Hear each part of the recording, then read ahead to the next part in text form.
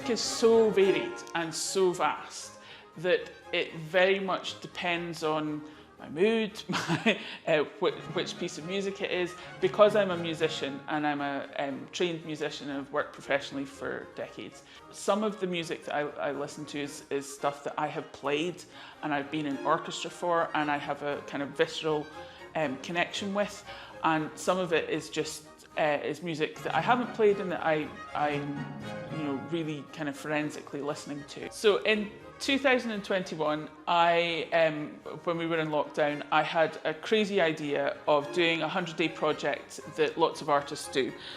Most artists do things like, I'm going to investigate colour for 100 days, or I'm going to do a sketch for 100 days in a row. What I decided to do was 100 days of 100 different pieces of music in 100 paintings. Or 100 paintings in 100 days of 100 different pieces of music. And my husband did point out, he was like, we could have ended up with 100 paintings in our flat, because at the time I was painting in our hallway. And actually what happened was I didn't paint them in order to sell them. I didn't paint them for anyone else. It was purely the question of, is it possible to make visual what I'm listening to, and develop that and realise that door that I have in my head with all kind of the colour and the shapes and stuff, reaction to music, that I can actually take that and get it onto a canvas, and then other people connect with it, which is great. So my collaboration with Dunedin began back in 2021. During my 100-day project, I was asked to paint their Bach cantata CD, which was a great privilege. I got the actual first edit recording, and Matthew Brooks' voice on that CD was a huge influence in the painting that I did. Then Dunedin took it further and asked me to paint their entire 23-24 season. Which has been an absolute joy. I have discovered new pieces of music, and hopefully people can see from the variation in my paintings of this music how varied this season is going to be musically, for people to come to concerts and experience all that great music. And I think it's really innovative of Dunedin to explore this connection between the visual and the music, and how being able to see the music before you've even heard it might then inform for audiences and enrich the entire experience of the concert going experience.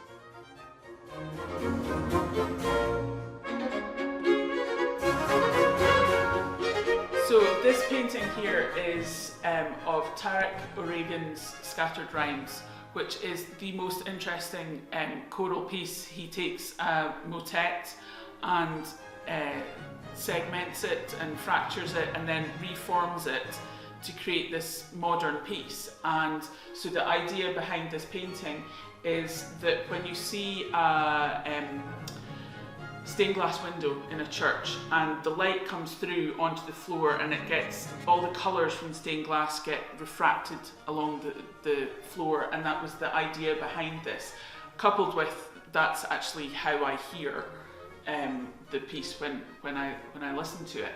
And I was overjoyed that Dunedin chose this one for the cover of their season brochure, because it's so eye-catching, but also it fully captures Dunedin's message for this season, which is that this season is full of colour. And it's musical colour, but it's also visual colour. And it's also such a kind of summery and uplifting kind of cover. So hopefully in the middle of the Scottish winter in January, people will feel uplifted when they see the Dunedin cover with this painting.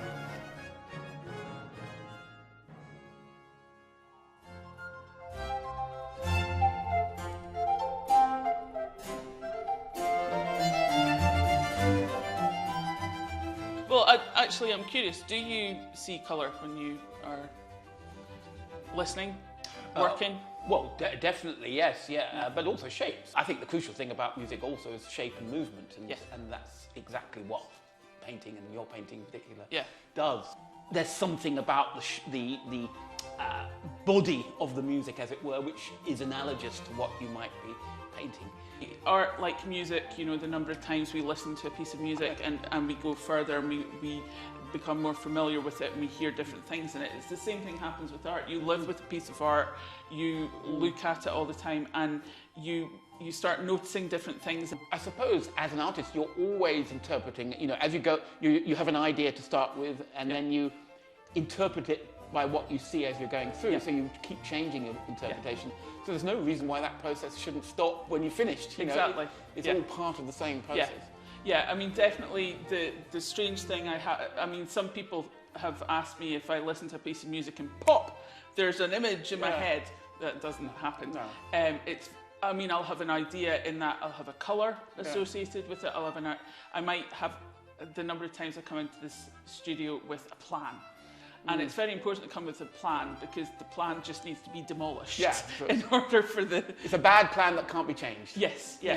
But I think what all this shows is that any creator, whether in music or in art or in other things besides, they're always in motion. It's not a question of, you know, I think we tend to sometimes interpret artists as if they were a god who has a single thought and then executes it according to that thought.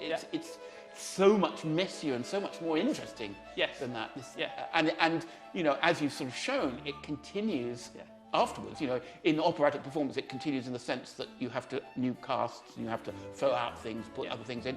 But in terms of art, you see things that you didn't hear before. But you know, Dunedin, I mean, the way I like to think of Dunedin Consort is that you guys are like a modern early music ensemble, because you know, in this season you're going into other more modern things like the Goebbels piece, which sounds so fascinating. I can't wait to see that, and the Cassandra Miller new concerto, etc. But at the same time, you know, the bread and butter of early music stuff, but you guys do it in such a interesting way. And so I painted the St Matthew and the St John, and those two are such interesting, even though they're classics, but how I heard them and how I painted them was quite different. So maybe we'd like to take a look. Yeah.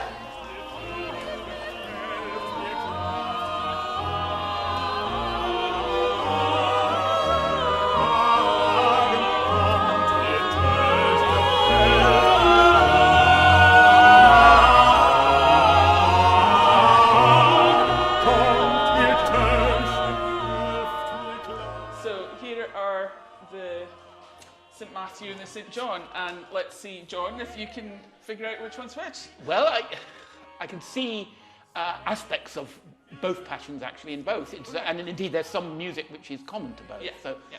So that's nothing wrong with that. I would say in terms of the intensity, this one would be close to the John, which is quite violent, really, and quite nasty. It's a horrible story. Well, they're both horrible stories, but this one is particularly insidious in a certain sense. This one has a little bit more sort of detail and more, you know, the little bit of orange at the bottom, and so that to me would probably be Matthew. And you're dead on the money. This is St Matthew, and this is St John.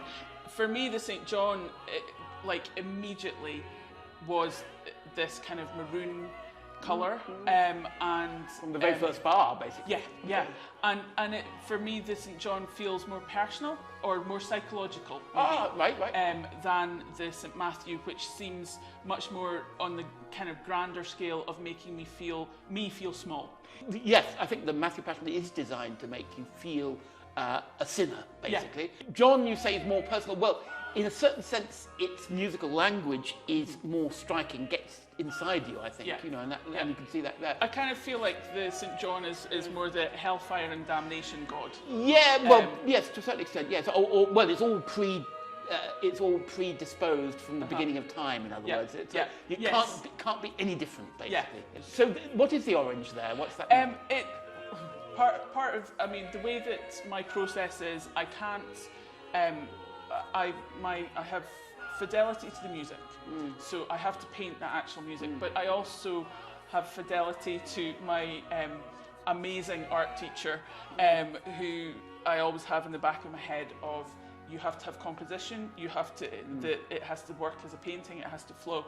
So I knew that just having the blue wasn't enough, it needed something else. And to be honest, where this red line is was white before. It just happened, and I thought it's just not quite going. And these two contrasts, especially with it being passion, obviously it makes sense to have a bit of red in there. Yeah. But it just really kind of brings the whole thing, and that feeling of smallness, because you know, whether that is the individual or whatever, the contrast of the small part of red to the bigger blue, because it then makes this whole thing seem more on a grander scale, a bit more like you're looking at a theatrical stage. And this one, really, you know, just the intensity of it is really very striking, and I think anybody who hears the beginning of the John Passion is struck by that. It's one of the most disturbing pieces of music. Yes, it is, but with what I just felt in that is just that sense of power. And so what I'm particularly pleased with in this painting is just the fact that it feels a bit like the beginning of time. That this is the start of the earth, and even though it's not a creation story, but it feels like there's an element of that.